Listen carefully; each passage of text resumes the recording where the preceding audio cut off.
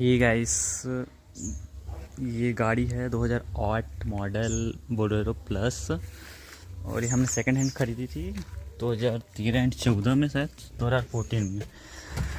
And तब तक ये गाड़ी कितना चल चुकी है मैं आपको बता रहा हूँ। देखिए 2 लाख और ये गाड़ी चल चुकी है।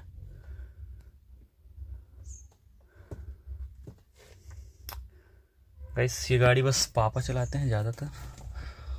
गाड़ी बहुत अच्छी मेंटेन करके भी रखे हैं।